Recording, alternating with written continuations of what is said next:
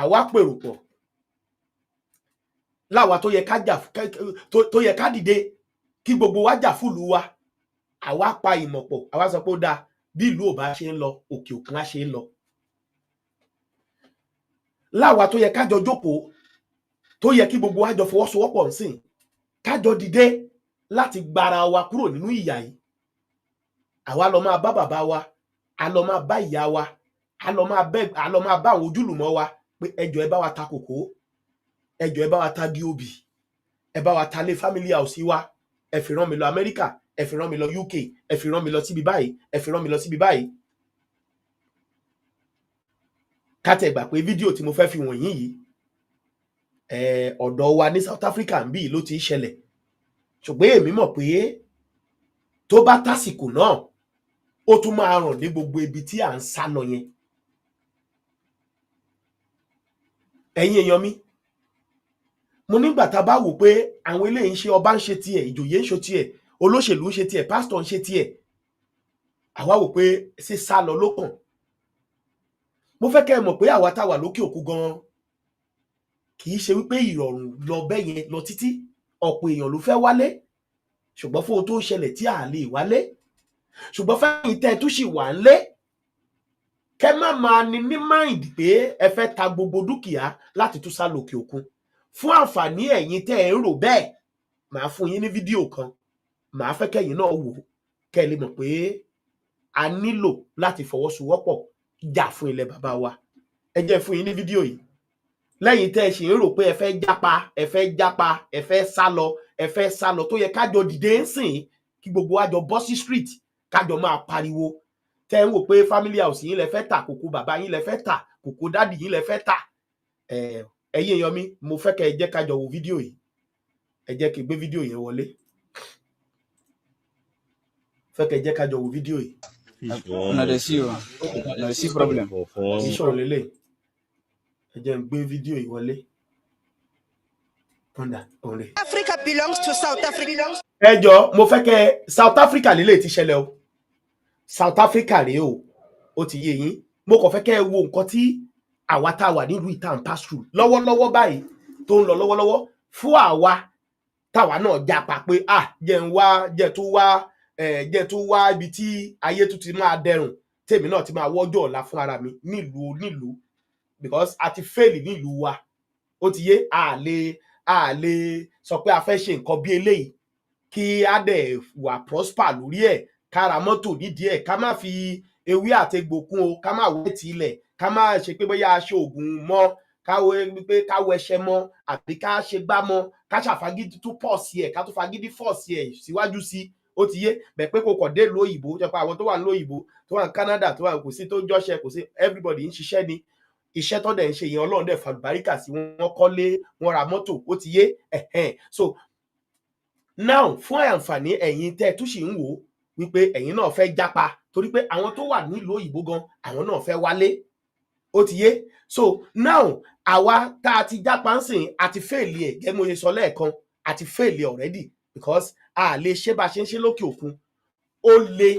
ó lágbára nílé kò síná kò sọ́nà kò sóúnjẹ kò sí ètò ààbò gbogbo nǹkan búburú ló péye sí Nàìjíríà tí ò fún àwọn èèyàn ní ìgbáyé gbádùn ọmọ 60 years ó máa dàgbà tó pé ó ti pé 80 á ti darúgbó sára ọmọ 30 years mi ìgá ti máa wù bí ọmọ 70 ó ti yé lórí pé kò sí oúnjẹ gidi àwọn èèyàn ò jẹ oúnjẹ gidi mọ́ now ẹ wá farabalẹ̀ kẹ́ gbọ́ nǹkan láwa ńgbà tá a pèrò pọ̀ ń ṣe èmi náà pé South Africa dáa ó wà òkè jẹ́ kémi náà wá bẹ̀ kémi náà wá ọ̀zù bẹ̀tà débẹ̀ tó ń sìn wọ́n pa àwọn àlejò bí ẹni pẹran ni ẹ kò gbọ́ nǹkan tí arábìnrin yìí sọ lórí ọ̀rọ̀ àlejò so that ẹ̀yin tẹ́ wà ń lé èmi àti yín àlejò tú èrò ara wa pa pé báwo la ṣe fẹ́ fọwọ́sowọ́pọ̀ gba orílẹ̀-èdè tiwa káwa náà yé sá kiri mọ́ ká yé fò kiri mọ́ ẹja àjọgbélé ẹ gbọ́ nǹkan tí lédè yìí sọ ẹ gbọ́ nǹkan tó sọ. Africa belongs to South African. I hate foreigner. I hate Krikamba. I hate Kwara. I hate Zaizai. I don't like foreigner. Foreigner must go to their country. I hate foreigners. I am xenophobic. I Again, I hate times and times. I don't know how many times. I hate foreigners. I am xenophobic. I don't like foreigner because foreigners, I don't have a child because of foreigner.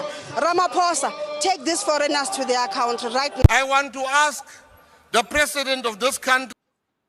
Ìkan lára àwọn mínísítà wọn lélẹ́ ó dẹ̀ pé minister of home affairs àbí nǹkan ìkan lára àwọn mínísítà wọn tó jólóṣèlú rèé o. Can we immediately stop? I want to ask the president of this country, can we immediately stop to give illegal foreigners any medical help? They should be banned from all our hospitals. They must go to their countries. Illegal foreigners must be banned from all our hospitals starting from today. Now we are here, but they chase us. They said they don't want foreigners to get help here. Even last week I was here. Last week I was here. We get chased. But this thing that is happening, it's not fair. It's not fair at all. Even other countries, there are foreigners, they get help from the government clinic. There is no country that they will not be foreigners, never. But we want the government to do something as soon as possible because this is not fair. This is not fair. Government hospital is supposed to help anyone. Even other countries, other people, they get help. So we're looking for government to do something as soon as possible because our babies are on danger. They're not getting a help, immunization. So this thing is very hard for us. Go back and fix your own country. Go and face your own government. South African public hospitals and clinics are for South Africans and nobody else. We also have our own problems. We need to fix it in South Africa. Africa belongs to South African. I hate foreigner. I hate Krikamba. I hate Kwara. I hate Zaizai. I don't like foreigner. Foreigner must go to their country. I hate foreigners. I am xenophobic. I hate, again, I hate times and times. I don't know how many times. I hate foreigners. Country. Go and face your own government. South African public hospitals and clinics are for South Africans and nobody else. We also ẹ̀yin èèyàn mi ṣebí ẹ gbọ́ lẹ́ẹ̀kan tí ìkan lára àwọn olóṣèlú wọn tó ní illegal foreigner ni wọn ò ní fún láyè àbí ṣùgbọ́n mo ṣe ń bá yín sọ̀rọ̀ yìí àti ẹni tó níwèé ọ̀hún gan báyìí wọn ò ní access sí hospital tó jẹ́ public hospital wọn private hospital wọn tẹ́ bá lọ ọbẹ̀ pé ẹ fẹ́ gba káàdì lásán is 1.5 million lówó Nàìjíríà pé ẹ kò fẹ́ gba káàdì so àwọn àlejò ń kú bí eré bí àwàdà wọ́n ń pa Nàìjíríà ń bí gbogbo àwọn Nàìjíríà tó lóòtẹ́ sí bí wọ́n ti fẹ́ fìbọn dára sí lára tán tó ti fẹ́ pa tán ó ṣẹlẹ̀ lọ́wọ́lọ́wọ́ kì í ṣe eléyìí ò ń ṣe pé bóyá kinní láwa tá sọ pé táwa jápa kúrò lórílẹ̀-èdè tiwa ta ní ká tún wá ọ̀nà síbòmíì àwa mọ̀ pé ibi a lè sọ pé ibi nìkan ló ti ní wọ́n lára tó ti ń ṣe bẹ́ẹ̀ o tó ti ń pa àlejò ṣe bẹ́ẹ̀ gbọ́nsìn ẹgbọ́n lẹ́nu ọmọ nílùú gbogbo èèyàn ló pọ̀ ní xenophobia ó ní bẹ́ẹ̀ ni ó lóun gangan ní xenophobia yẹn òun hate àlejò sẹ́ẹ̀ eléyìí ó ṣe pé kò ń sọ láti inú jáde dẹ̀bọ́dẹ̀ ṣe sọ yẹn àtijọba wọn ni wọ́n jọ ń sọ so kẹ́yìn náà lè mọ̀ pé a nílò láti pé ká fọwọ́sowọ́pọ̀ fix orílẹ̀-èdè tiwa òun ló jẹ́ play eléyìí o mo fi lè ṣe àpẹẹrẹ fún ẹ̀yin èèyàn wa tẹ́ tó wà lórílẹ̀-èdè mìíràn ohun tó máa ṣẹlẹ̀ lọ́la kò sí anybody wa tó mọ̀ ọ́ so ìdí nìyí tí a fi gbọ́dọ̀ make sure pé ibi lọ́wọ́lọ́wọ́ tàwa yìí káwa náà fọwọ́sowọ́pọ̀ ká gba orílẹ̀-èdè tiwa lọ́wọ́ àwọn olórí burúkú wọ̀nyí ebe gbọ́ the last ọ̀rọ̀ tárábìnrin sọ ẹ gbọ́ the last ọ̀rọ̀ tó sọ ẹ gbọ́ nǹkan tó sọ ẹ gbọ́ ọ̀rọ̀ tó sọ ẹ gbọ́ nǹkan tó sọ go back and fix your own country. Go and face your own government. South African public hospitals and clinics are for South Africans and thank you ó ṣe but àwa mọ̀ pé gbogbo nǹkan tó ń ṣe náà àwọn ọmọ tí wọ́n máa jẹ́ lọ́la torí kò síbi tó bá ti éètì àlejò tí ìlú yẹn náà máa ń ṣe tó máa ń ṣe dáadáa a gbọ́ pé bóyá àwọn àlejò ló ń ṣe àwọn àlejò á ṣe nǹkan kan o kì í ṣe bóyá méjì nǹkan tí àwọn tí ilẹ̀ Yorùbá ń fèsì lọ́wọ́lọ́wọ́ lórí ọ̀rọ̀ àwọn àlejò tó ń pa wá tó ń ṣe gbogbo ẹ̀ wọn ò fèsì ààfò ẹ̀ ń bì yìí o wọ́n kàn jẹ́ lórí jealousness wọ́n kàn jealousy náà ní o pé àlejò ló lóòótẹ́ àwọn ò lè ṣe àlejò ló ní mechanic workshop wọn ò lè ní wọn ò lè ṣe wọn ò ń ṣiṣẹ́ wọ́n kàn ṣà lé wọn lọ kíbẹ̀ wà empty so that àwọn economy wọn tí ìjọba wọn ti ṣe dáadáa yẹn ànílè lẹ́tọ̀ọ́ sí ànílè bá wọn dùn ànílè bá wọn jẹ ń bẹ̀ àwọn fẹ́ máa dá gbádùn tí wọ́n tún ṣe dérí pé àwa là ń fẹ́ ìyàwó wọn ò lóbìnrin fẹ́ mọ́ wọn ò ní obìnrin wọn tó fẹ́ mọ́ àlejò ti ṣe oríṣiríṣi nǹkan ni wọ́n fi ń kàn wá bí ọ̀rọ̀ eléyìí tó wá kan èmi jù nínú ọ̀rọ̀ yìí ni pé go back padà sílùú ẹ lọ fèsì gọ́fìmẹ̀ntì tiẹ̀ lọ fèsì wọn torí àwa náà fèsì àwọn ará àti bíi ní tàdé jàjàbọ́ ṣé a sọ pé Nàìjíríà ò jàjẹ òmìnira ni ẹ jọ̀ọ́ sà ṣé a máa sọ pé Nàìjíríà náà ò jàjẹ òmìnira báwọn ṣe jà tí wọn yìí ṣé a sọ pé wọ́n jàjẹ òmìnira ṣùgbọ́n orílẹ̀-èdè yẹn kì í ṣe ẹyọ kan wọ́n fagídí fọ́ọ̀sì wa pọ̀ ni Ìgbò bí Ìgbò bá sọ Yorùbá ìwọ tó jẹ́ Yorùbá ò lè gbọ́ tó bá ní kó lọ pa ẹ́ ò lè mọ̀ tí Yorùbá náà bá sọ Ìgbò tó bá ní kí kó lọ pa Ìgbò ò lè gbọ́ kò lè mọ̀ bí Fúlàní bá ń sọ bí Haúsá bá ń sọ Haúsá Yorùbá ò lè gbọ́ so wọ́n fọ́ọ̀sì wa òní wàhálà yẹn ló fi pọ̀ tó yẹn àwọn ìran kan Fúlàní tí wọn ò tiẹ̀ ṣọmọ Nàìjíríà rárá tí wọn ò bá wa tán wọn wọlé wọn colonize àwọn idiot yẹn wọn kó àwọn Haúsá mọ́ra ó ti da Haúsá Fúlàní àwọn yẹn ló wá fẹ́ gba gbogbo ilẹ̀ lọ́wọ́ wa báyìí àwọn yẹn ló wá ń terrorize wa báyìí torí pé olóṣèlú wọn ti pọ̀ nínú ìjọba àwọn ọmọ wọn ti pọ̀ nínú olóṣèlú gbogbo ọmọ aládé wa bẹ̀rẹ̀ sí ní fò kiri ẹ mo ya àwọn èèyàn wa tó ń kú sí desert tó bá ti lọ sí Libya Cairo oríṣiríṣi àwọn ìlú búburú gbogbo àwọn tó wà ní Libya tó máa ròyìn gbogbo nǹkan tójú wọn rí wọ́n lè dúró látàárọ̀ kùtù dalẹ́ wọn ò ní jókòó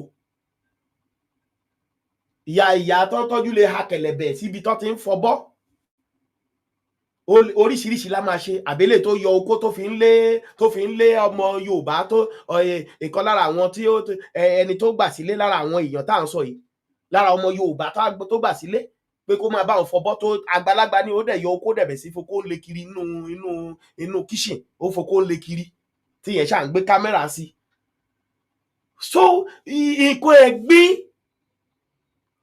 lódìdí Nàìjíríà giant of Africa tẹ́ pé gbogbo Africa wọ́n máa ń sọ́tọ́ máa ń bá òní Nàìjíríà doni yẹ̀yẹ́ ó dẹlẹ́sìn mo rí fídíò kan sìn báyìí ọmọ Ìgbò yẹn ó fẹ́ wọ orílẹ̀-èdè yẹn wọ́n dẹ̀ deny yẹn wọ́n ní kò gbọdọ̀ wọlé torí pé ó jẹ́ Ìgbò wọ́n ní wọ́n béèrè pé ẹ ṣe sùúrù níbi tẹ́ fi máa mọ̀ nìyẹn o ẹ jẹ́ fún yín ní fídíò yẹn kẹ́ ẹ lè mọ nǹkan tí mò ń sọ kó lè yé yín ẹ jẹ́ fún yín ní fídíò yẹn ẹ jẹ́ fún yín mo fẹ́ fún yín kẹ́ ẹ rí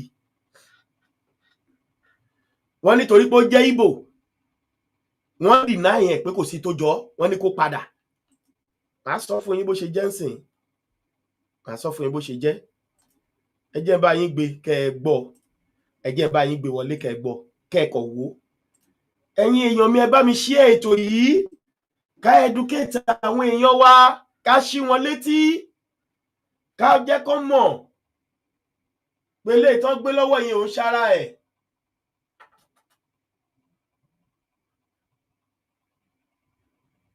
ń bọ̀ o mo fẹ́ fún yín ní fídíò yẹn ni o ó kẹ́ jẹ́ ṣe báyìí ẹ bá mi share ètò yìí ẹ̀yin olólùfẹ́ mi.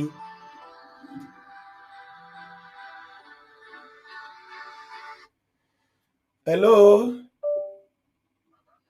ìyá ẹ fẹ́ dá sétò ni bàbá ok ẹ ṣeun ẹ jẹ́ kí n plug kíní ẹ jẹ́ kí n plug kíní mọ́ kíní so that kóhùn yín lè gòkè.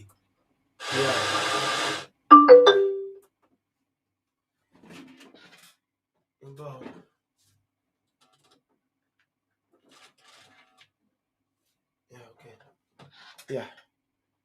Mbọ. So máa play video yẹn ẹ lè mọ̀. Ó yẹ ẹ gbóhùn sókè bàbá, ẹ gbóhùn sókè. Okay. Ẹ ṣe ẹ kú iṣẹ́ ìlú. Ẹ ṣeun bàbá mi. Ẹ kú iṣẹ́ takuntakun. Ẹ ṣeun. Òjò àgbò wa kò ní gbé ọ̀dà. Àṣẹ Ìdùmarè. Ṣé rí bàbá mi gbogbo nǹkan tẹ́ sọ pátápátá lórí prógráàmù yìí tẹ́ ṣe lénìí. Kò sí bàbá kọ̀ǹfàmù ni. Ẹ ṣeun dádì mi. Ṣùgbọ́n èyí máa ń sọ mo dẹ̀ yìí máa sọ lọ. Ṣé nǹkan tó ń ṣẹlẹ̀ tó ti yín? Kò ṣe pé àwọn èèyàn ò gbọ́ yín, àwọn ọmọ Yorùbá tó wà nílé. Kò ṣe pé wọn ò gbọ́ gbogbo nǹkan tẹ́ ń sọ, wọ́n gbọ́ gbogbo ẹ̀. Ṣùgbọ́n ẹ bá wọn sọ̀rọ̀ lénìí tó jẹ́ ọjọ́ Jímọ̀, ọjọ́ Friday tó ti yín. Tó bá lọ sí mọ́ṣáláṣí lẹ́yìn ìgbà tó bá ti wo prógrámù yìí tán, ìmáàmù máa parọ́ fún wọn pé kó máa gbàdúrà fún Nàìjíríà, kó máa gbàdúrà fún ẹkọ́nọ́mì. Èyí tó tún bá jẹ́ Kìrìsìtẹ́nì nínú wọn, wọ́n á lọ sílé ìjọsìn lọ́jọ́ Sunday. Pásítọ̀ máa sọ fún wọn pé kó gbàdúrà fún Nàìjíríà, kó gbàdúrà fún breakthrough, kó gbàdúrà fún ẹkọ́nọ́mì Nàìjíríà. Gbogbo nǹkan tẹ́ bá wọn sọ ní ọjọ́ Thursday, látọjọ́ Monday, Tuesday, Wednesday, Thursday, àárọ̀ Friday. Pásítọ̀ àti ìmáàmù ó máa fọ gbogbo ẹ̀ kò ní agbárí wọn. Àwọn ọmọ Yorùbá tó yẹ kó sọ fún pásítọ̀ pé pásítọ̀ nǹkan tó sọ yẹn bẹ́ẹ̀ kọ́ ló ṣe rí o, tó ti rí gbogbo nǹkan tí bàbá Àrólé sọ. Gbogbo àwọn ẹni tó jẹ́ àwọn bọ́ìsì pásítọ̀ wọ́n máa sọ fún gbogbo àwọn ará àjọ pé pásítọ̀ not touch by anointing the pastor ẹnìkan kò gbọdọ̀ sọ anything tí pásítọ̀ bá sọ àṣẹ gùn, anything tí ìmáàmù bá sọ àṣẹ gùn. Àwọn ọmọ Yorùbá tó dẹ̀ kọ́ béèrè lọ́wọ́ pásítọ̀ pé pásítọ̀ ìwọ ń wá Lamborghini, àwa ń fẹsẹ̀ rìn wá sí ṣọ́ọ̀ṣì. Ìwọ ń wá Lamborghini, ṣọ́ọ̀ṣì ẹ̀ là ń wá, tá à ń fún ẹ lówó, tá à ń fi táìpì àti ọ́fìn lẹ̀ ní gbogbo Sunday. O provide the bus pé kí bọ́ọ̀sì tiẹ̀ gbé àwọn ọmọ ọjọ́ láti kìlómítà 2 déwájú ṣọ́ọ̀ṣì. Ẹ̀ kò provide ẹ̀. Àwọn èèyàn ebi ń pa àwọn èèyàn. O ò lè sọ pé ókè o gbogbo èèyàn ẹ̀yin tẹ́ ń wá sí Redeem, ẹ̀yin tẹ́ ń wá sí Winners, ẹ̀yin tẹ́ ń wá sí Christ Apostle. Every Sunday tẹ́ bá ń lọlé, a máa pín ìdajì báàgì ráìsì máa wà ní abẹ́ chíà ẹnì kọ̀ọ̀kan tẹ́ máa gbé lọlé. Mi gbọ́ ṣọ́ọ̀ṣì náà rí láyé kó ṣe ní Nàìjíríà. Èyí tó bá tún máa ṣe gan, ó ti máa fi nǹkan wẹ̀ tiẹ̀, á tún fi nǹkan wẹ̀ tiẹ̀, á sọ wọ́n dá màálù. Ẹ ti gbà tán. So èmi máa ń sọ pé pọ́blẹ́mù Nàìjíríà PPP ni máa ń pè PPP. Politicians, police and pastors. PPP. Nǹkan tí máa ń pè nìyẹn PPP. Politicians àwọn olóṣèlú, police àwọn ọlọ́pàá, àti tó kù àwọn pastor. Ṣé rí àwọn ìmáàmù yẹn àwọn náà wà ń bẹ̀, ṣùgbọ́n mo tiẹ̀ fún àwọn yẹn mo fún wọn ní a little bit gap pé ok mi tiẹ̀ ní dára mi láàmú jù. Ṣé rí àwọn pastor yẹn àwọn yẹn wọ́n parọ́ ju nǹkan mi lọ láyé yìí. Nínú gbogbo Nàìjíríà dẹ̀kẹ̀rẹ̀ ẹni àdúgbò tẹ́ bá lọ tẹ́ ẹ̀ bá rí church bóyá bíi 30 sí 40 ládùúgbò kan ẹ̀ tí ì rí nǹkan kan.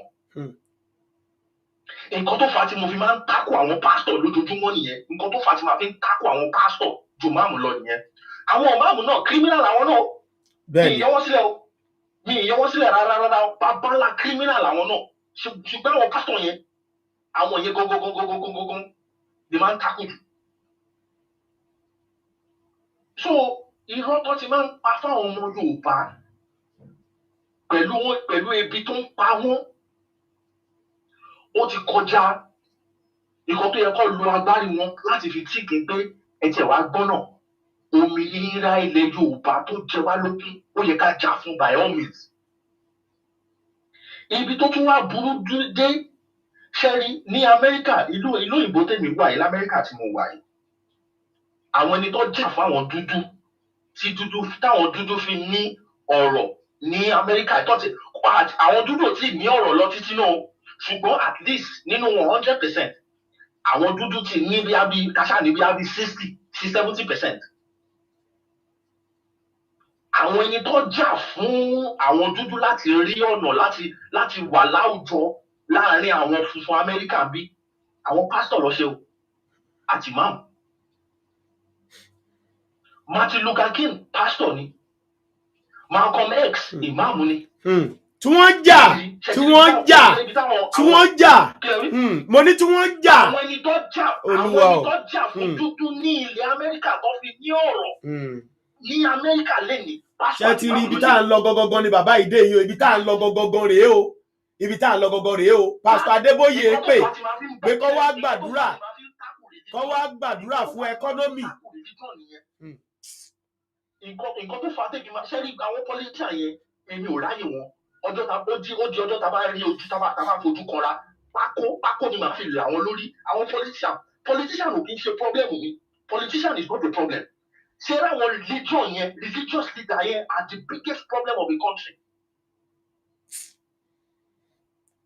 The religious leaders are the biggest problem of the country. Tí religious leader ò bá sọ̀rọ̀, tí ò bá dìde láti tackle government ní pé nǹkan tẹ́ ń ṣe fún àwọn aráàlú ò dáa, nǹkan tí Ọlọ́run sọ nínú Bíbélì, nǹkan tí Ọlọ́run sọ nínú Quran, nǹkan tí Ọlọ́run sọ kọ́lẹ̀ yín olóṣèlú ń ṣe. Tí ẹ̀yin olóṣèlú tẹ̀lé bá bẹ̀rẹ̀ sí í ṣerú nǹkan báyìí, tí àwọn ọmọ aráàlú ò bá dùn, nǹkan báyìí ló máa ṣẹlẹ̀ sílùú. Àwọn religious leader Nigeria ò kì í sọ fún government Nigeria. So that is why àwọn religious leader dẹ̀kẹ̀rẹ̀, religious leaders are the only people in the country that have the power to gather congregation at any given time, to speak to them without hiring them. Láì hire wọn. Pastor nìkan ló lè sọ pé òun ní crusade tóun fẹ́ ṣe lọ́jọ́ Saturday. Tó dẹ̀ máa announce ẹ̀ tí gbogbo àwọn aráàlú dẹ̀ máa troop lọ síbẹ̀. Ìmáàmù nìkan ló ní agbára ló lè sọ pé òun fẹ́ ṣe làlátù kọ́dìrì kan ní Central Mosque kan, everybody dẹ̀ máa lọ síbẹ̀. Ẹ imagine kí Adébóyè dédé gbogbo àwọn tó lọ sí Holy Ghost crusade tó máa ń ṣe yẹn kọ́kọ̀ dédé kó gbogbo wọn yẹn sí títì gbódà Nàìjíríà ò ṣe ẹ̀yin olóṣèlú tẹ́ ẹ̀ bá ṣe báyìí àní jẹ́ kí ẹ wo iye àwọn èèyàn tó wà ní redeem camp kọ́kọ̀ kó gbogbo wọn síta. Ṣé Nàìjíríà ò ní shut down? Ṣé olóṣèlú ò ní gbọ́ràn sí lẹ́nu? Ẹ imagine ni effect tí kìíní ẹ̀ máa ní nǹkan tẹ́ sọ́ọ̀sì yẹn tí Adébóyè bá ṣe, ẹ imagine effect tó máa give. Ọjọ́ tí Adébóyè sọ pé òun fẹ́ ṣe 1 million man march tó kó àwọn èèyàn 1 million jáde, tí Adébóyè bá sọ fún president tó wà lórí àga nígbà yẹn ní pé ṣúra àwọn 1 million tí mo kó jáde. Ṣèbó ló lé Goodluck Jonathan lọ bàbá, ṣèbó ló lé Goodluck Jonathan lọ. Ṣé Jonathan ṣe tó lè tó ń ṣẹlẹ̀ yìí? Ṣé ó ṣe tó bẹ́ẹ̀? Ó lé Jonathan lọ sí lóde tí Tinubu sì kò. Ó ṣe nítorí ó fẹ́ ṣẹ́rí APC. Adébóyè ní mọ́tò tó lò. Mọ́tò tí APC lò Adébóyè ní. Mọ́tò tí APC lò Adébóyè ní. Ṣé ti yé yín? Because Adébóyè wà lára àwọn ẹni tọ́jọ́ plan ní gbogbo APC kaba. Adébóyè wà lára kaba APC. Tẹ́ bá sọ̀rọ̀ kaba APC Adébóyè wà bẹ́ẹ̀. So ṣé àwọn religious leader Nigeria àwọn lọ mú ẹ̀pọ̀n Nàìjíríà lọ bù so. Torí wọ́n sọ òótọ́ fún àwọn aráàlú tó dẹ̀ tún mọ̀ òótọ́ tó yẹ kó ṣe nǹkan tó yẹ kó ṣe. Ìmọ̀ bóyá kí n pè ní bóyá bí selfishness ó tún wá pẹ̀lú. Ẹnìkan kò fẹ́ kú but everybody fẹ́ lọ sọ́run. Nobody won't die but they won't go heaven. Ó ga o. So bàbá mi gbogbo nǹkan tẹ̀ ń ṣe kò ṣe pé wọ́n gbọ́n yín. Ṣùgbọ́n àwọn ẹni tó yẹ kó fúẹ̀lì ọkọ̀ tẹ̀ ń wà, ọkọ̀ òmìnira tẹ̀ ń wà, ọkọ̀ tó máa gbé àwọn ọmọ Yorùbá lọ síbi gíga tẹ̀ ń wà tẹ́ pé ẹ̀yin gangan ni driver. Ṣùgbọ́n ẹ lè bọ́lẹ̀ kúrò nínú ẹ lè jáde kúrò lẹ́yìn steering. Ṣùgbọ́n ẹ nídìí èèyàn tó máa bá yín fúẹ̀lì mọ́tò yín, mọ́tò òmìnira yẹn ẹ nídìí èèyàn tó máa fúẹ̀lì ẹ̀. Ẹ dẹ̀ ní àwọn èèyàn lẹ́yìn yín tó yẹ kó fúẹ̀lì ẹ̀. ẹnìkan tó wá gba iṣẹ́ kó máa fuel mọ́tò yín every time tẹ́ bá lọ sí gas station tẹ́ bá need gas láti fuel mọ́tò yín òun làwọn pásítọ̀ àtàwọn ìmọ̀ wọn wá ṣiṣẹ́ wọn. ṣe ti understand the illustration tí mo give yẹn. mo gbádùn ẹ̀, mo gbọ́ yín. pásítọ̀ àti mọ́mù tó yẹ kó fìlì mọ́tò òmìnira tẹ̀ ń wà wọ́n lè fi sùn ọ̀fìlì ẹ̀.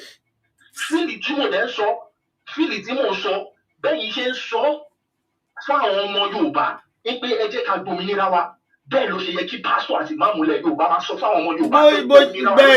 bẹ́ẹ̀ ni kò sí future fún Nàìjíríà, wọ́n dẹ̀ rí, wọ́n dẹ̀ dákẹ́, wọ́n ò sọ̀rọ̀, wọ́n dákẹ́, wọ́n ò sọ̀rọ̀.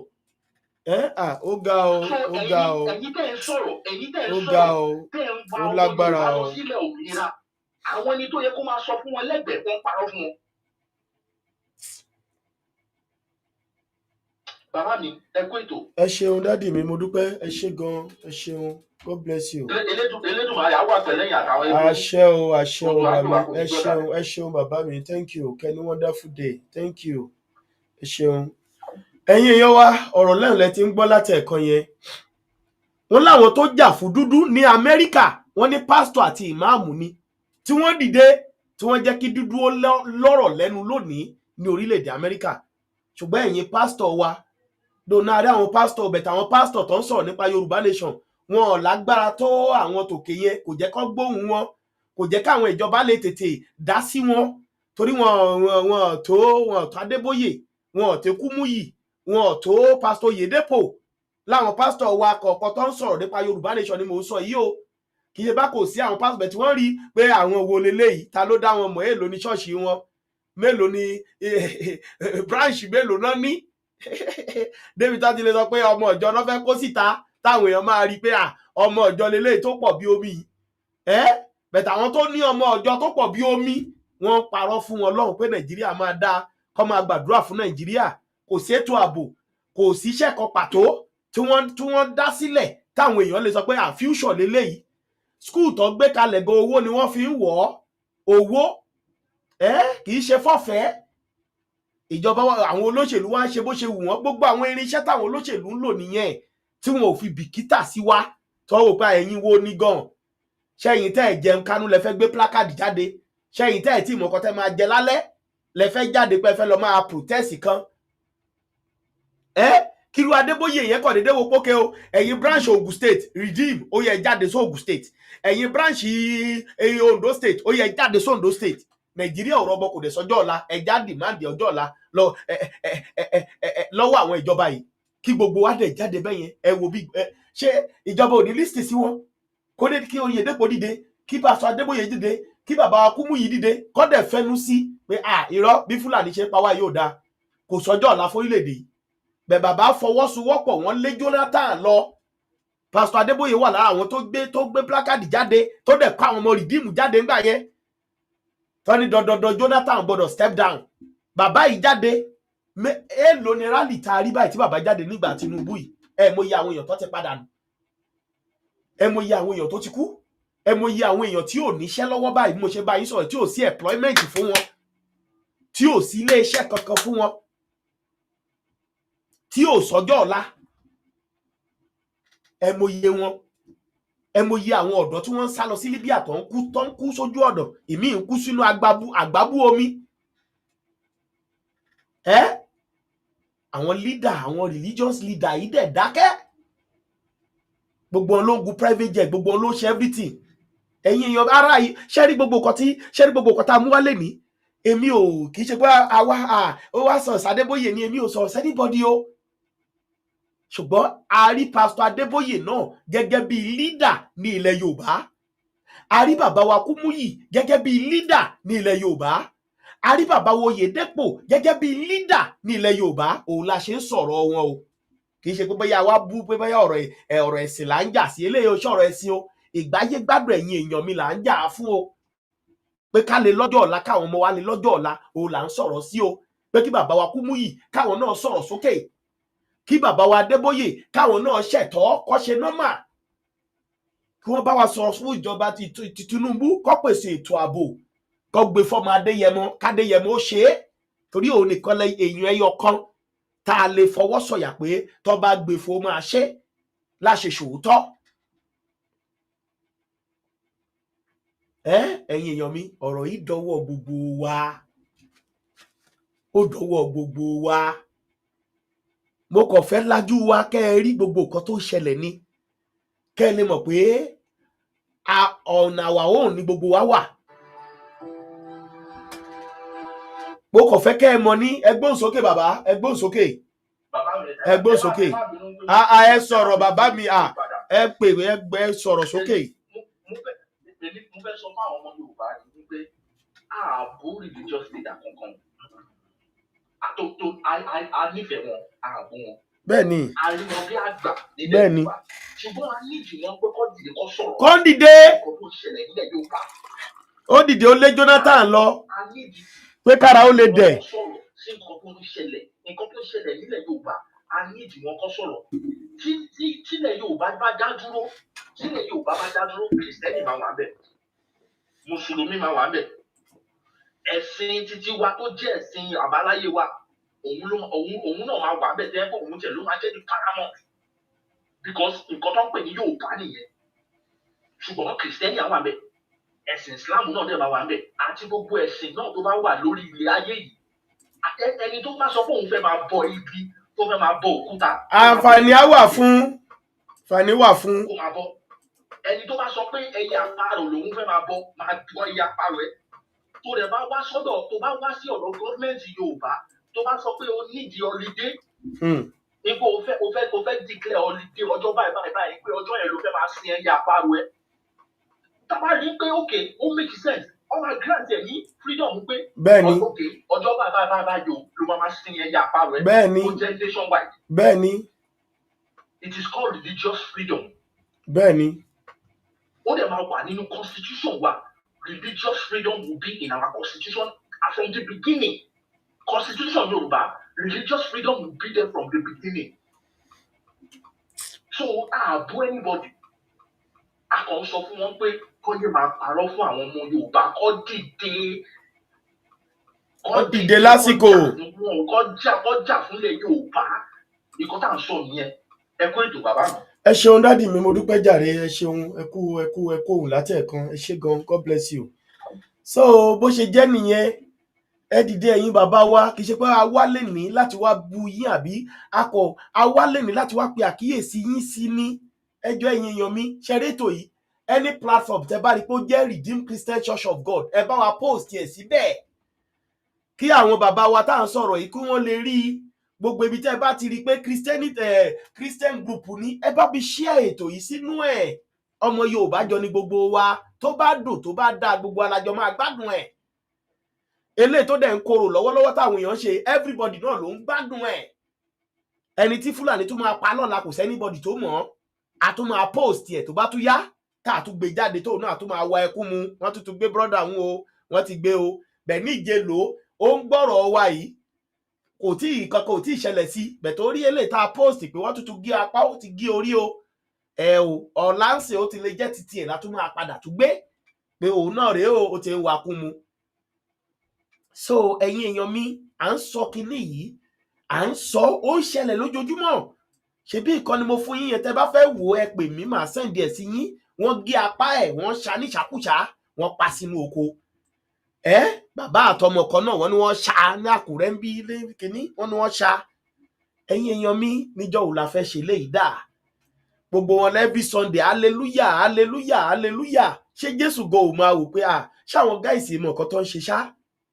Ẹ lágbára yẹn lọ́wọ́ ṣùgbọ́n ẹ mọ̀ ọ́ lò. Kò sétò ààbò, kò sẹ́nìtì. Bàbá Adébóyè ní ká wá gbà fúdúrà fẹ́ ẹkọ́nọ́mì ọ̀hún dà. Ṣé ẹkọ́nọ́mì tó yẹ pé inú ẹ̀ náà ti ń gbé ìdámẹ́wàá bọ́ndù wá fún yín?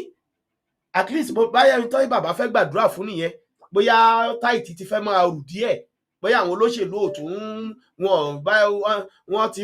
àwọn náà ti complain pé kí bàbá túbọ̀ gbàdúrà fẹ́ ẹkọ́nọ́mì kan túbọ̀ lè rí dictate ibi táwọn gold bá tún wà nílẹ̀ wa, ibi táwọn àlùmọ́nì wa bá tún wà, kan tún kó China sí, kan tún lè máa kó lọ, kan lè jọ máa share ẹ̀.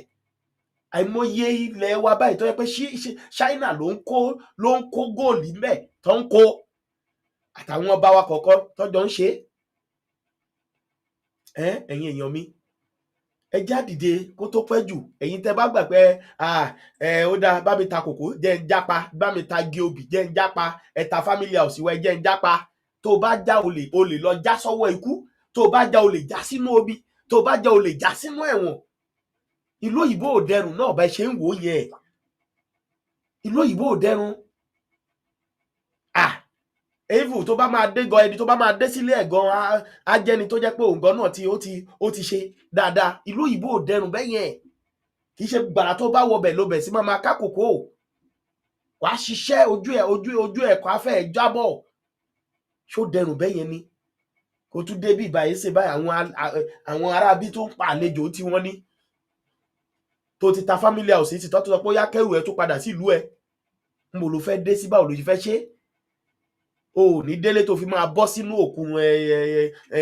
òkun tó wà lẹ́kọ̀ọ́ kọ́ sóò ní mọ́bí tó ti máa bẹ̀rẹ̀ so fúdí èyí ẹ̀yin èèyàn mi àwọn ará South Africa wọ́n ní ká padà sílé káwa náà lọ bájọba wa ká lọ jà ká gbẹ̀tọ́ wa lọ́wọ́ wọn so fúdí èyí ẹja dìde o ẹja fọwọ́sowọ́pọ̀ ká lè gba ẹ̀tọ́ wa ẹ̀yin ọmọ Yorùbá ẹ dìde o kó tó pẹ́ jù ọ̀rọ̀ tí mo sọ lọ lẹ́ẹ̀kan mo ní ọmọ Ìgbò kan ó fẹ́ wo orílẹ̀-èdè kan wọ́n dẹ̀ wò wọ́n ní ibo ló ti wá ó ní torí pé ò jẹ́ Ìgbò torí pé ó ní Ìgbò lòun wọ́n ní rárá pé Ìgbò ò lè wọ orílẹ̀-èdè wọn. nke a bụ mmadụ ike eziokwu ka m na-ekwu. How can somebody? This is my hotel reservation.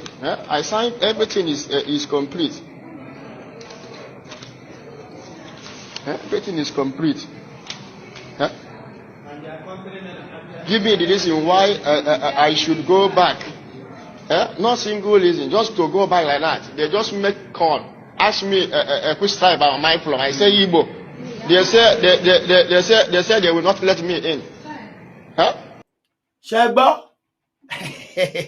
ṣé rí ibi tọ́rọ̀ wa ń lọ bẹ́yẹn ṣé ti rí ibi tọ́rọ̀ wa ń lọ mo mọ̀ play video kẹ́kọ̀ọ́ rí ibi tí ọ̀rọ̀ wa ń lọ lẹ́yìn kì í ṣọ̀rọ̀ tèmi èmi ti ní ìgbàgbọ́ nínú Ọlọ́run ṣe mo ti gba ọ̀nà òtítọ́ àti yẹyẹ mo kàn fẹ́ kẹ́ ẹ rí ibi tí Nàìjíríà ń lọ lọ́wọ́ yìí orílẹ̀-èdè yẹn ti useless eléyìí ò ṣe pé àfẹnú pé orílẹ̀-èdè yẹn ti useless wọ́n ti pín wá ń sìn àwọn Yorùbá wá pé Yorùbá ni ẹ̀yin báyìí ẹ̀yin báyìí Ìgbò ni ìwọ báyìí ìwọ báyìí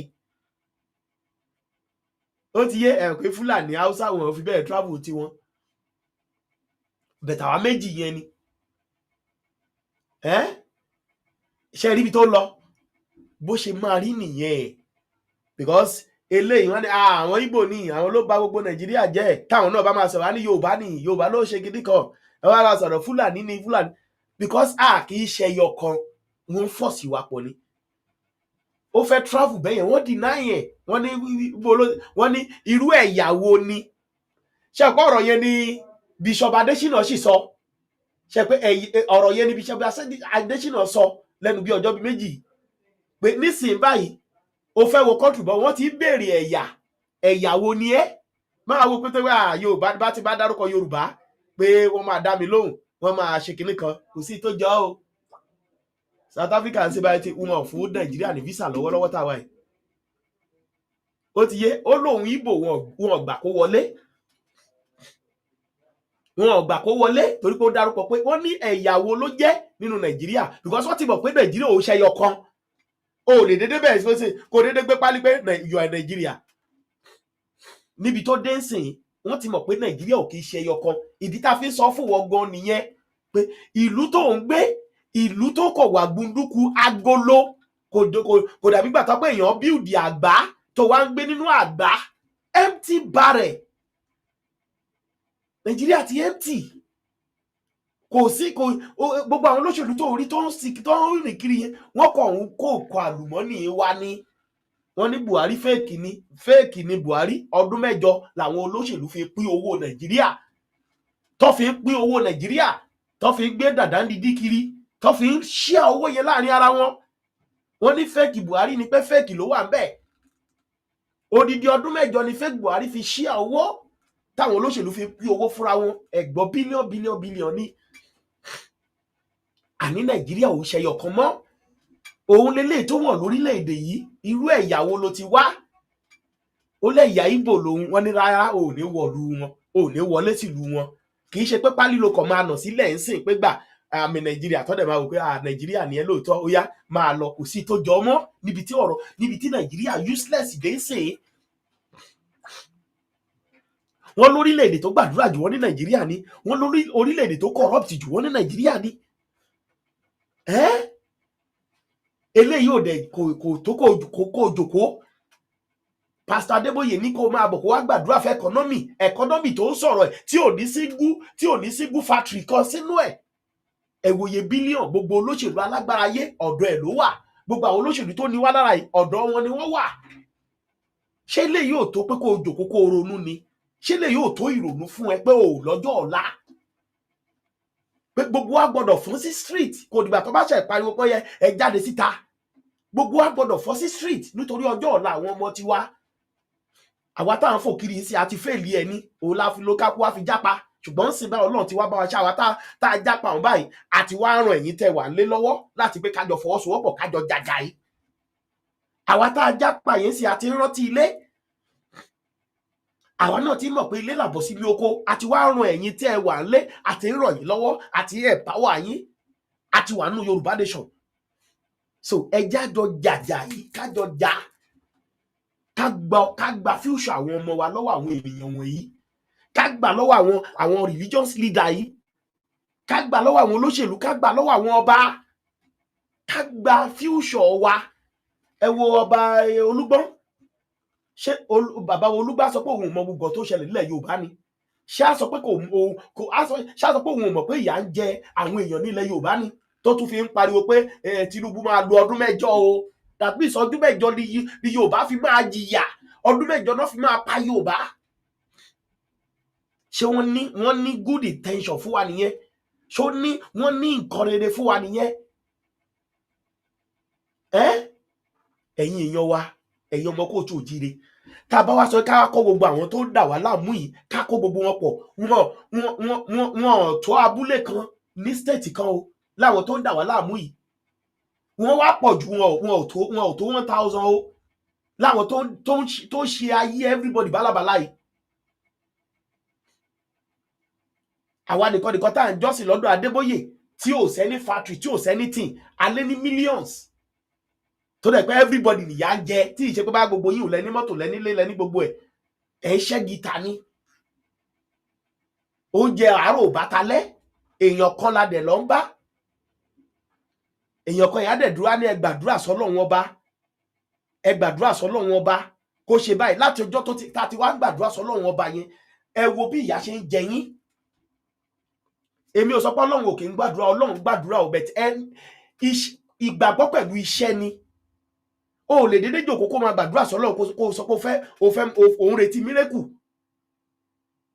ó ní láti sọ pé nǹkan tí mo fẹ́ gbàdúrà lé lórí lélẹ̀ tó wà wájú mi Olódùmarè sọ kí ní ìdí púpọ̀ fún mi sọ di púpọ̀ yẹn o gbọ́dọ̀ tún ṣiṣẹ́ ìtò ṣe tó fi rẹ́yọ̀ kan yẹn o gbọ́dọ̀ ṣe é kó lè fi rí kó gbìyànjú láti rí mẹ́rin tó béèrè yẹn Ọlọ́run àwa fi ìbùkún sí bẹ̀tẹ̀ àwọn arábí kan ń gbàdúrà lásán láì ṣiṣẹ́ ni nǹkan tèmi mí nìyẹn wọ́n kàn ń gbàdúrà lásán láì ṣiṣẹ́ ni so nǹkan táwa ń sọ nìyẹn Pastor Adébóyè ó pẹ̀lú Tinubu ń gbà yẹn wọ́n jọ lé Goodluck Jonathan wọ́n jọ lé wọlé ni pé àsìkò ò dẹrùn bẹ́ẹ̀ bàbá ò jáde ń sìn pẹ̀lú gbogbo nǹkan tó ọmọ Yorùbá ńlá kọjá ń sìn ẹkọ́nọ́mì ló ní ká máa gbàdúrà lé lórí ẹ̀yin ọmọ Yorùbá ṣe lè yóò tó ká ronú ká mọ̀ pé ó ti bọ́ sórí kí ló dé ọmọ Yorùbá ẹ̀dẹ̀ fara dàyà títí àlejò tó wá wọlé tó wá ń pa yín nípakúpa níbi tẹ́ ẹ fara dàyà dé ẹ fara dàyà títí àṣẹ náà láti bí ogún mọ́ríyan lédè Àkúrẹ́ ogún mọ́ríyan wọn ò ṣe fún yín àṣọ̀nà ọ̀nà tí Awólọ́wọ̀ ti ṣe nígbà tó wà láyé sì wà ní Nàìjíríà tó ti bàjẹ́ wọn ò tún ṣe. Kí ló dé? Everybody ló ti ní sólà. Kí ló dé ẹ̀yin èèyàn mi? In tó yẹ kí ìjọba ṣe fún yín tó wọ́ ẹ wà lọ́wọ́ wọn láti ṣe, bẹ̀ tí ngbà tó ti rí pé ẹ ti faradà yẹ ẹ ti lọ ṣe sólà, ẹ ti faradà yẹ ẹ ti lọ ṣe generator, àwọn náà kọ̀ máa owó yẹn náà wọ́n máa kó dín because ẹ jáde kẹ́ ẹ protest fún náà, ẹ jáde kẹ́ ẹ protest fún mi, ẹ jáde kẹ́ ẹ protest. Nǹkan kékeré bá ṣẹlẹ̀ nílùú ibà wọn máa protest fún ni. Kò sí ẹ jìyà títí ó fìyà jẹ títí ẹ bẹ̀rẹ̀ sí ra generator owó epo, wọ́n tún gbówó epo sókè, owó epo tuntun wọn o, ẹ tún faradà títí ẹ tún bẹ̀rẹ̀ sí ní ṣe sólà. Kí ló dé ọmọ Nàìjíríà, ọmọ Yorùbá nínú Nàìjíríà, kí ló dé? Ẹja yára wà ní brain. Àkókò rí láti pé ká fọwọ́sowọ́pọ̀. Yorùbá nation yín gbogbo lẹ́tà àti pálòwe fún yín, àti sọ bí ìrọ̀rùn ṣe máa jẹ́ ti yín tá bá lè jọ gbà á. Ìyà yìí ti pọ̀jù fún yín. Fúlàní lọ́tún, Fúlàní lósì. Ọmọ Ìgbò ló fẹ́ travel yìí tó béèrè pé ń bo nílùú ẹ. Ó ní Nàìjíríà, wọ́n ní ẹ̀yàwó ní Nàìjíríà. Ó ní Ìgbò, wọ́n ní kò lè wọlé. Wọ́n ní kò lè wọlé. Kẹ́lẹ̀ mọ̀ bí tí how can somebody this is my hotel. Wàá ta family house bàbá ẹ̀ tán, wàá ta kòkó bàbá ẹ̀ tán, wọ́n á deny ẹ̀ ní visa. Ó ti yé ṣọdẹ pé kì í ṣe pé báyà ọkọ̀ dédé máa dédé deny, wàá ti kówó síwájú. Wàá talẹ̀ bàbá ẹ̀ níbi tí ẹ̀ ń lọ sìn ní ìwọ tó gbà pé o fẹ́ jápa, o fẹ́ ta family house, o fẹ́ ta kòkó, o fẹ́ tú ìyá ẹ̀ sí kólóbó kí ìyá ẹ̀ tó ti ń gbé ní odidi 12 bedroom flat, o fẹ́ sọ di ẹni tó fẹ́ rẹ́ǹtì lé kó lè tà yẹn kí ìwọ lè lọ lóyìnbó, o fẹ́ ní ìyá ẹ̀ lára, o fẹ́ ní bàbá ẹ̀ lára kó o lè fi jápa, kó o lè mú ayé, kì í ṣe báyọ̀ bó tiẹ̀ ní lára. Mo ní wàá ta gbogbo dúkìá yẹn tán, wàá lọ sórílẹ̀-èdè tó fẹ́ lọ yẹn, wọ́n á ní wọn ò fẹ́ ẹ, wọ́n á ní ẹ̀yàwó ni ẹ Yorùbá, wọn ò fẹ́ Yorùbá, wọ́n á ní ẹ̀yàwó ni ẹ Ìgbò, wọ́n á ní wọn ò fẹ́ ẹ, àbí kò tiẹ̀ gbé pálí síbẹ̀ kan pé Nàìjíríà no àfẹ́. Wọ́n á dìnnà ẹ̀ ní visa, o waste owó yẹn lọ, ibo ló ti fẹ́ bẹ̀rẹ̀. Èmi nínú yá máa bọ́ sómi fún ara ẹ̀, èmi ìfúnra yín ẹ̀ di ọ̀fọ̀ ara yín mú, àbí kẹ́ ẹ sọ fún èèyàn pé kó kọ̀ pa ẹ kọ̀ sọ fẹ́ nìyẹn jọ ṣáà ṣe má wọ́rì, màá bẹ́ẹ̀ tọrọ dáríjì ẹ̀ṣẹ̀. Wàá para ẹ because wàá ti ta gbogbo dúkìá. Ọmọ Ìgbò adẹ̀ ti wá tẹra lé gbogbo ibi tó sì ìyá àti bàbá ẹ̀ sí àti bẹ́ẹ̀ fi katapila wú dànù. Ìyẹn lọ́tọ̀ á ti wú sígbó. Ìwádẹ̀ tó gbogbo visa yẹn wá dìnnà yẹn. Ṣé lẹ́ẹ̀fẹ́ dúró jà fún ẹ̀tọ́ yín ni àá máa lé yín lọ. Ní tó ń ṣẹlẹ̀ sí wa ń bí nìyẹn, wọ́n ní ká padà káwa náà lọ jà. Ní tó ń sọ fún wa òjù yẹn lọ pé àwa náà ẹ padà sí ìlú ẹ lọ jà sẹ́ẹ̀, lọ bó lóṣèlú, lọ bá àwọn tó ní yín lára, ẹ lọ jà kẹgbẹ̀tọ́ yín. Ṣé wọn rí sọ ni? Wọ́n gba hospital, gbaṣẹ́, gba everything, gbogbo wọ́n ti gbaṣẹ́ lọ́wọ́ foreigner tán. Ṣé taraba ni ẹ ò ní lọ lú ẹni tó bá rówó ilé san? Ṣé ò ní padà sí ìlú ẹni tó bá dẹ̀ para ẹ̀ sí bí wasted ni? Bí mo ṣe bá yín sọ, wọ́n ti gbaṣẹ́ lọ́wọ́ most of foreigner nílùú yìí, wọ́n ti gbaṣẹ́ lọ́wọ́ wọn. Wọ́n ti gbaṣẹ́ lọ́wọ́ wọn. Ó affect ìyàwó mi náà díẹ̀, mo ṣàlàyé. Pàmìtì tá a fi ń ṣiṣẹ́, wọ́n gbọ́n ojú ẹ̀ yọ, wọ́n gbá ojú ẹ̀ kúrò ńbẹ̀, wọ́n gbé tọmọ nílùú sí. Ṣé tára bá ní ìyàn ṣe tó wọ́n ní pé o ò lè avoid owó olé, o lè avoid anything, ṣé ò ní padà ni? Wọ́n ti fàyè níyàn lára ń bí sìn. Pẹ̀ mo mọ̀ pé nípa ìfọ̀ Ọlọ́run, ìfàyè Olódùmarè, àwa máa rí ìgbàlà. So ó sì lè máa wo pé tí Nàìjíríà ò bá ṣe, màá ní kí dádì mi ta lé, màá ní kí mọ́mì mi ta kòkó. Wàá ta kòkó, wàá ta lé, wọ́n á dìnnà ẹ̀ ní visa sẹ́ẹ̀. Àní Nàìjíríà ti useless everywhere. Nàìjíríà ti useless. Wọ́n ti rí Nàìjíríà fín, ayé Nàìjíríà ti pín yèkè. Àwọn olórí wa ló dẹ̀ ṣe o. Ó ti yé, torí nǹkan tí wọ́n mọ̀ pé kò work ni wọ́n gbé dání. Orílẹ̀-èdè tó mọ̀ pé kò lè work, òun ni wọ́n ń fagídí force. Tó yẹ kọ́kọ́ ra dismantle. Kọ́ ní káúsá máa lọ, kí Ìgbò máa lọ, kí Yorùbá náà máa lọ, kí everybody wá máa gbégbé ayé ìrọ̀rùn. Ìgbò ló ń bàlú jẹ́, wọ́n á dá mọ̀ pé Ìgbò Biafra ni. Yorùbá ló ń ba orílẹ̀-èdè jẹ́, wọ́n mọ̀ pé Yorùbá ló ń ṣe. But ẹ̀yà kan sìn lórílẹ̀-èdè káàkiri wọ́n ti ba Nàìjíríà jẹ́ ń bẹ̀.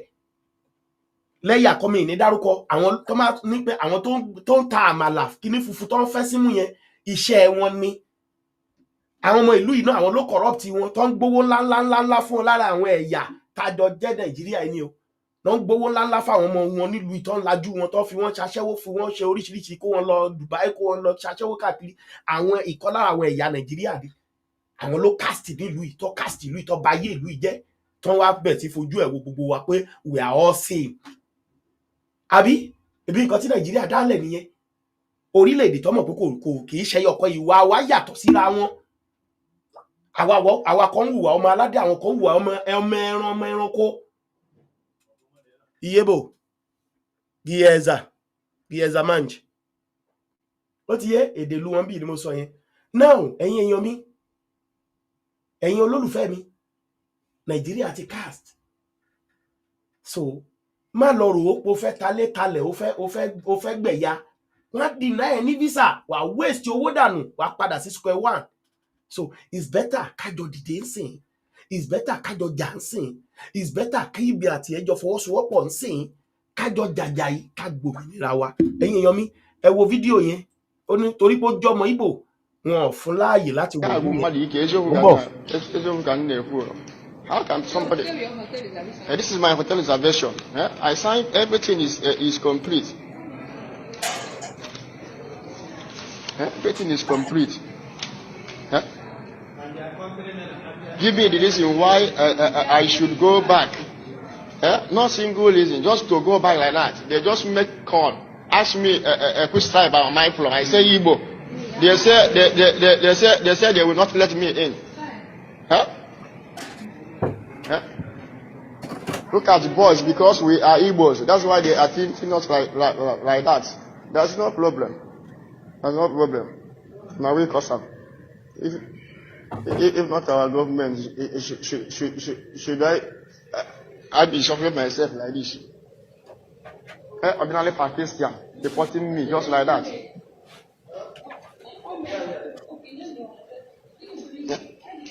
I showed them $2,000. Tell them that I limited money there, $10,000.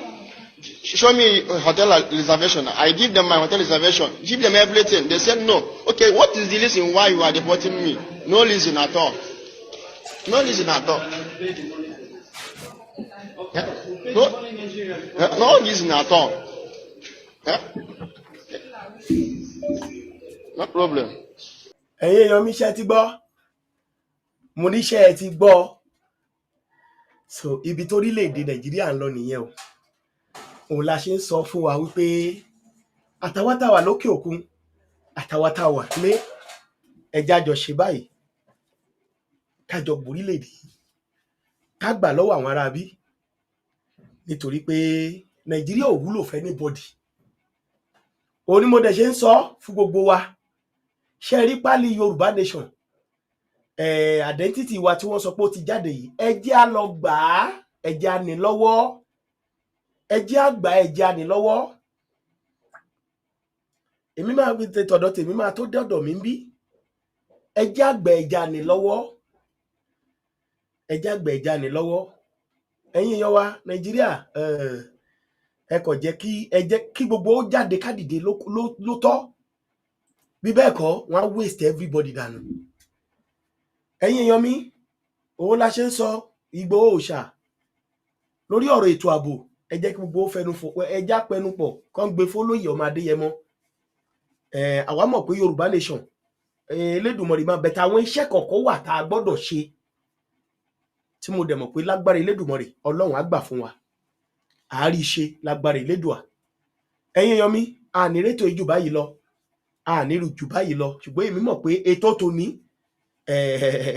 ọlọ́gbọ́n ló lè gbọ́ ọmọ ló lè mọ̀ o ọmọ kò tó jíire ẹ bá mi share ètò yìí o ẹ má wò ó níwò pé ẹ bá mi share ètò yìí kí gbogbo ọmọ Yorùbá ó lè mọ̀ pé kò sóhun tó jẹ́ Nàìjíríà o kò sóhun tó jẹ́ Nàìjíríà o àfi tá a bá kàn ń tanra wa kò sóhun tó jẹ́ Nàìjíríà o àfi tá a bá ń tanra wa o ẹ̀yin èèyàn mi níbi tó dé nsìn ẹ jẹ́ fún yín ní fídíò kan níbi tó dé nsìn tẹ́ bá wo réètì tí àwọn ọmọ fi ń ṣe oògùn owó máa fi ibì kan wọ̀nyí nsìn tẹ́ máa rí location ibi tí àwọn ọmọ 18 19 20 years tó ti ń ṣe yahoo tó ti ń ṣe ẹ̀rù á bà yín ní location yẹn.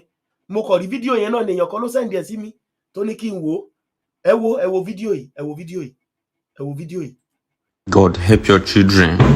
Just imagine this kind of location and the young people wey we see around this location.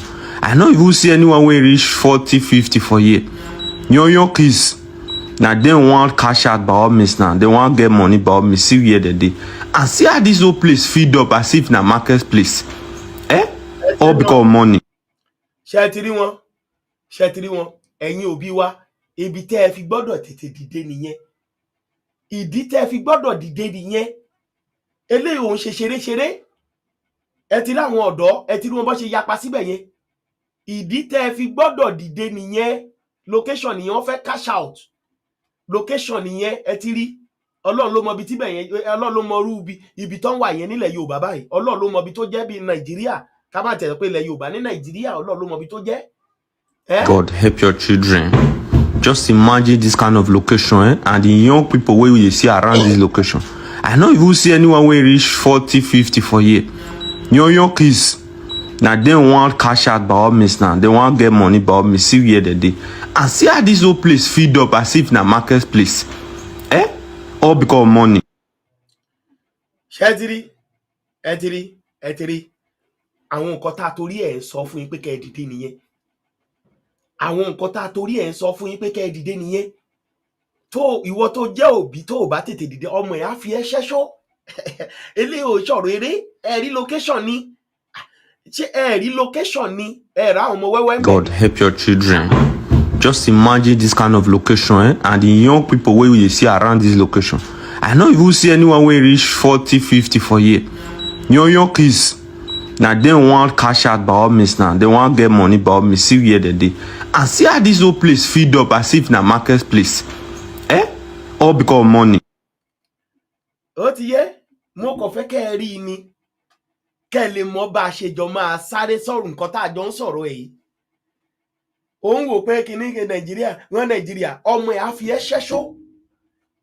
Kì í ṣe èpè àṣẹ èpè gbogbo nǹkan tá à ń sọ yìí náà lẹ ti ń rí. Ṣé ẹ máa rí Nàìjíríà ni? Ṣé ẹ máa rí ni? Ṣé ẹ máa rí ni? Ẹ ti rí site ẹ rí site yẹn ẹ rí location yẹn ẹ rí bó ṣe fún bẹ́ẹ̀ ọmọ kékèké. Ṣé àwọn ẹ̀ náà máa pé lọ mú ìyá ẹ̀ wá tí ò ní lọ mú wá? Ṣé àwọn ẹ̀ náà máa pé lọ mú bàbá ẹ̀ wá tí ò ní lọ mú wá? Ṣé àwọn ẹ̀ ló máa pé lọ mú àbúrò ẹ̀ wá láwọn tó yẹ pé wọ́n ti ta ọkàn bó ṣe gbogbo wọn yẹn wọ́n ti ta ọkàn wọn síbi tán wà yẹn. Kọ́ tó débẹ̀ wọ́n ti sọ fún wọn pé ibi tó ń bọ̀ yìí o no going back ni tó bá ti ní kó ṣe ń bẹ̀ ló máa ṣe o. Lórí gbogbo nǹkan táwọn olóṣèlú yìí dálẹ̀ là ń sọ fún yín yìí o. Lórí gbogbo nǹkan tí àwọn religious leader wa ń dálẹ̀ là ń sọ fún yín yìí o. Hello, mo wà lórí program. Ṣé ẹ ti send gbogbo nǹkan tí mo ní kẹ́ send yẹn sí mi? Ẹ ti send yẹn sí mi.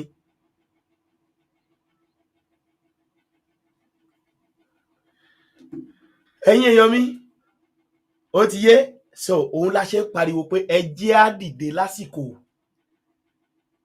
Gbogbo nǹkan táwọn religious leader wa dálẹ̀ lẹ́wọ̀n yẹn Nàìjíríà ló gbàdúrà ju top 2 ló wà ṣùgbọ́n ní orílẹ̀-èdè tó ní ìwà búburú jùlọ lágbàáyé number 2 ní Nàìjíríà tó wà. Ńbo ló wà láwọn religious leader yẹn wà ńbo náà forí mù sí. Kí ni wọ́n fi àdúrà ṣẹ́ lógun? Top 2 ni wọ́n nínú àwọn tó gbàdúrà top 2 ni wọ́n náà nínú criminal. Ẹ̀yin èèyàn mi ẹ já jókòó ẹ já ronú o ọmọ aládé ẹ já jókòó ẹ já ronú wa ẹ já jókòó ẹ já ronú wa. Àwọn ọmọ kéékèèké lẹ̀ ń wò ní sáìtì yẹn àwọn ọmọ kéékèèké nìyẹn òun lẹ̀ ń rí yẹn tó ń ṣoògùn owó yẹn fẹ́ cash out girlfriend àwọn ọmọ yín obìnrin tó wà yunifásitì tó ń kọ́ kinní lọ́wọ́ ẹ lè sọ fún wọn pé kó má ní boyfriend.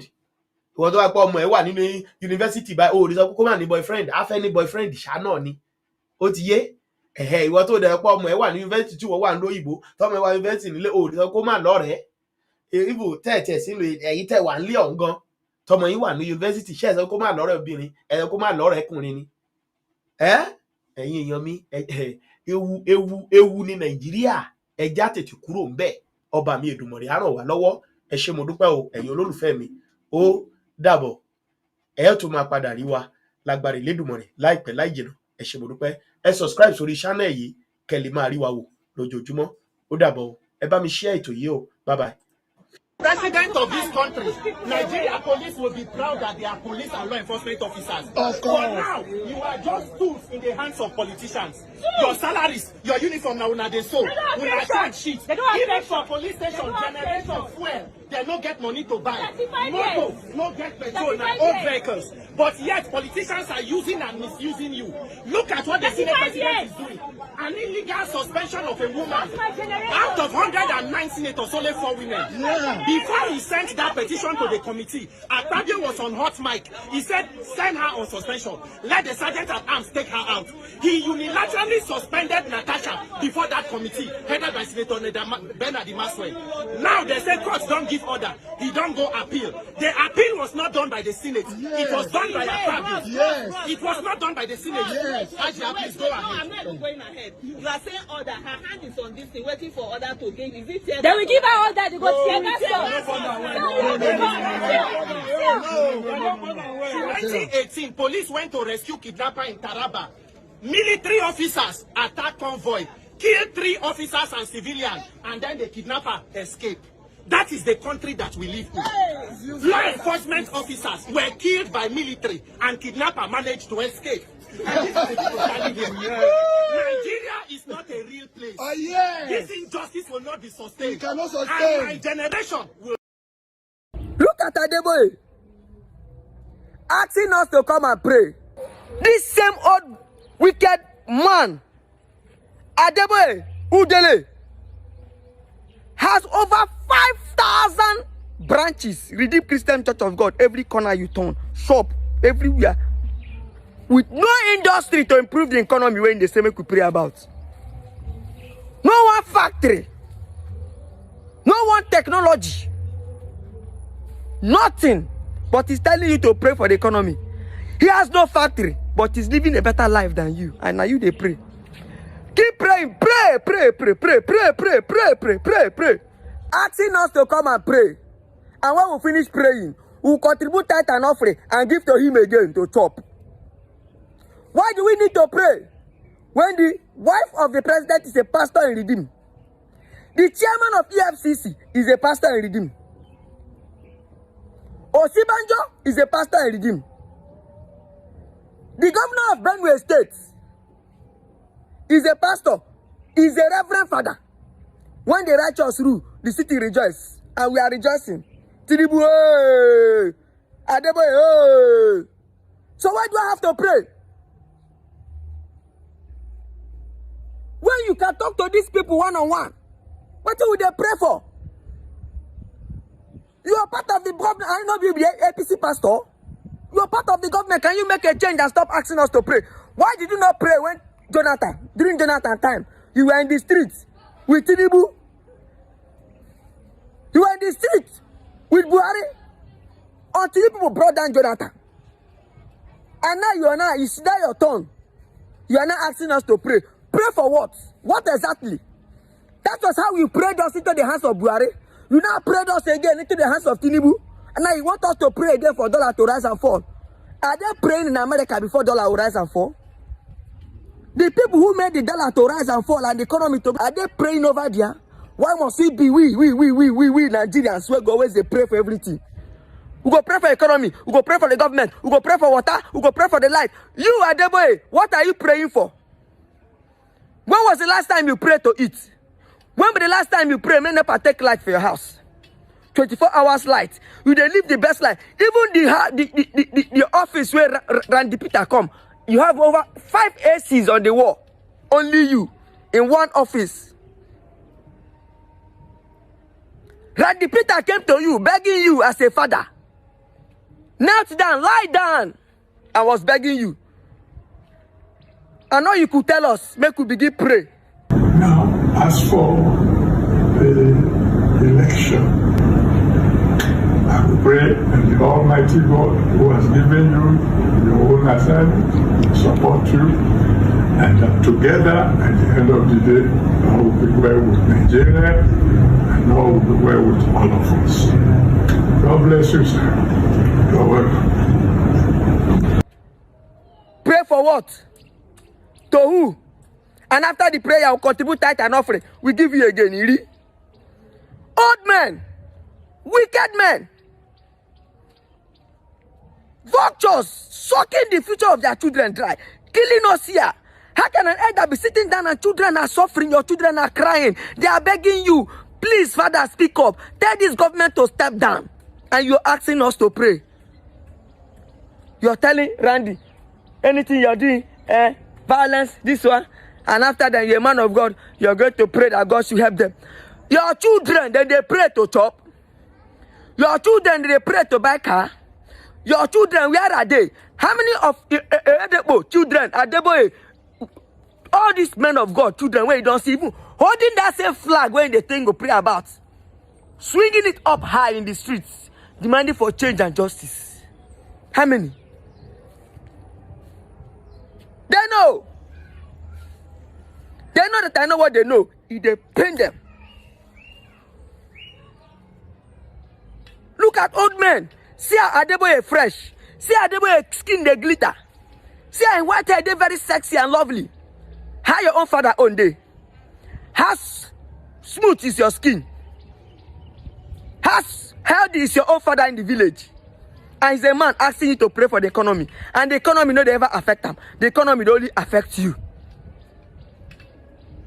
How many convoys do you see in his motorcade? Church, they fuel all of them.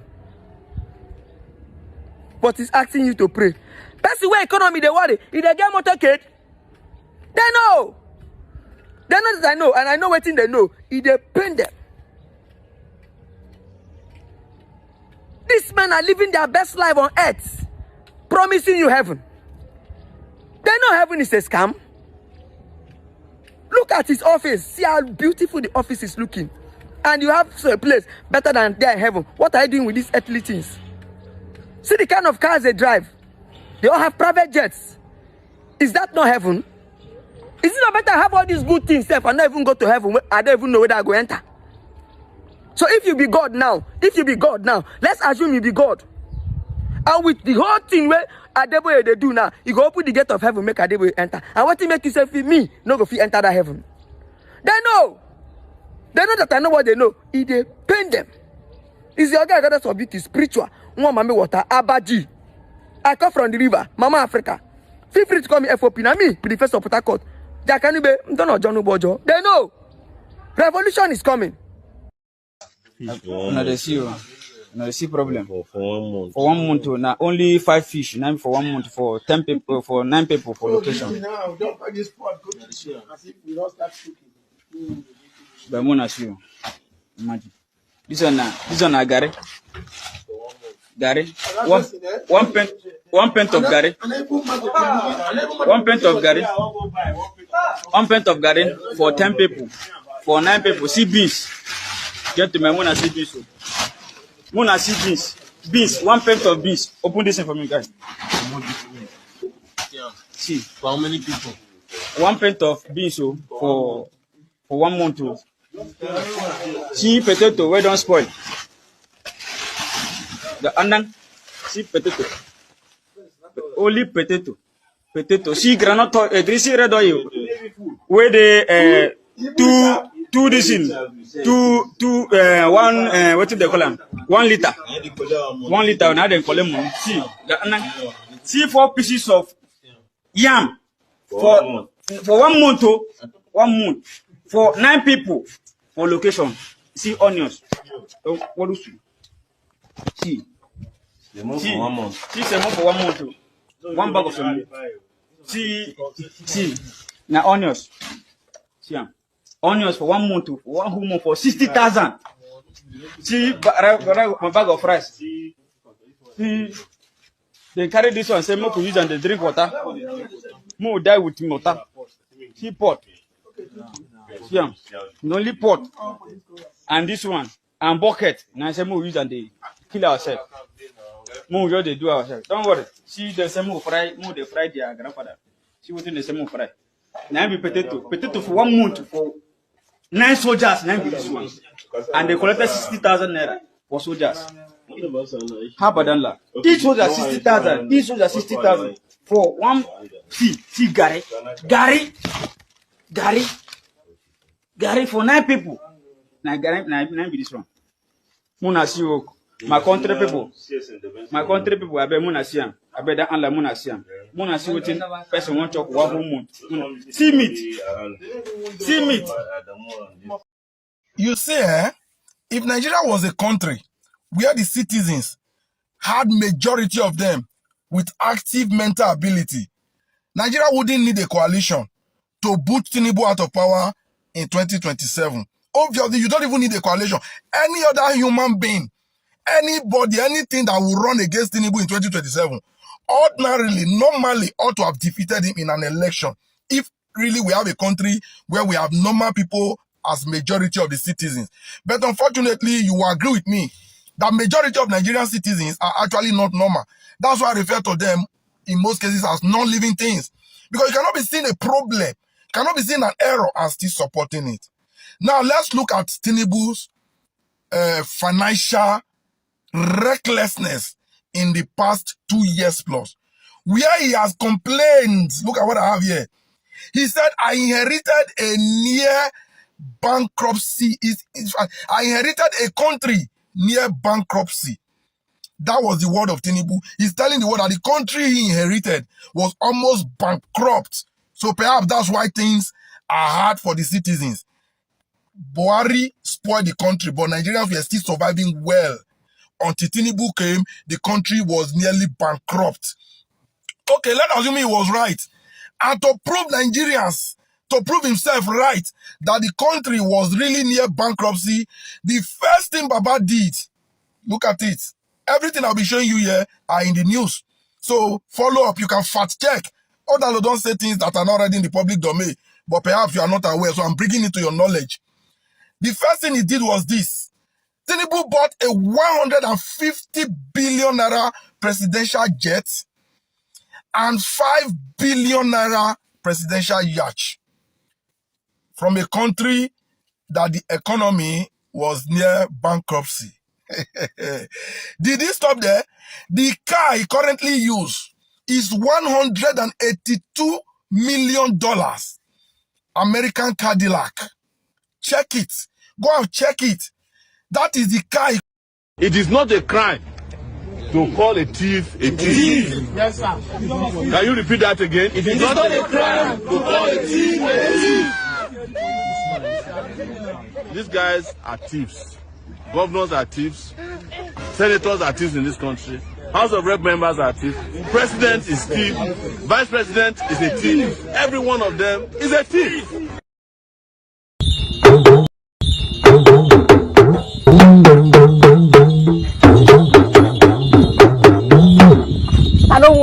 Meti ìlú tó lè sọ ọ̀kan tó nílùú fìlì sọ. Àwọn jẹ́rìí rẹ̀ wá sọ. Nàìjíríà yìí ti gbogbo wa ní. Bẹ́ẹ̀ni Nàìjíríà nílùú fìlì sọ. Bẹ́ẹ̀ni Nàìjíríà tẹ̀yìn mélòó ti gbogbo wa. Tí ẹ̀yin mélòó gbogbo wa ní. Gbogbo wa ní mélòó gbogbo wa ní. Gbogbo wa ní. Gbogbo wa ní. Ọjà ẹgbẹ́ ẹgbẹ́ wẹ̀rẹ̀. Gbogbo wa ní. Ẹgbẹ́ wẹ̀rẹ̀ dànù. Ká dà fún ọ. Ta ló tún fẹ́ túmọ̀ rẹ̀? Èmi mọ̀. Máa bọ̀. Ìyá jẹ́rìí rẹ̀. Ọmọ Yorùbá ilé koko ń ta gbé ilé bàbá ọmọ kì í bọ ọmọ lẹ́rù. Sọ́gbà àbá. Ó gbà. Sọ́gbà.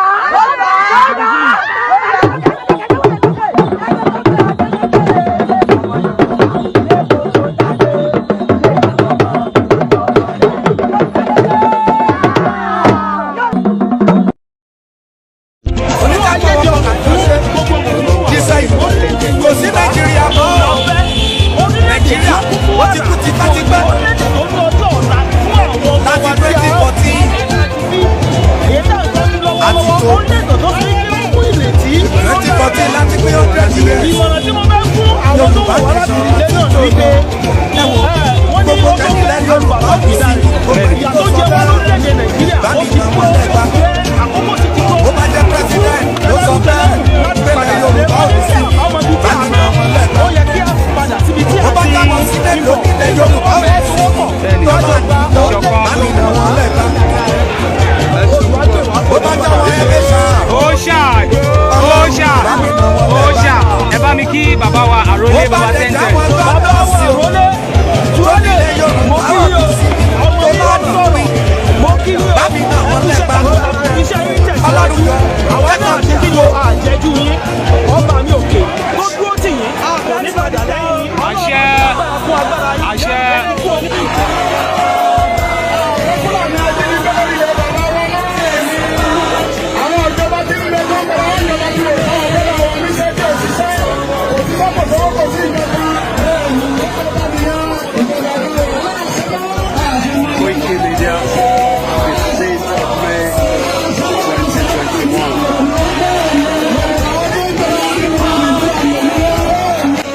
Yorùbá nation no going back bí wọ́n fẹ́ bí wọ́n kọ̀ àwa la máa borí wọn.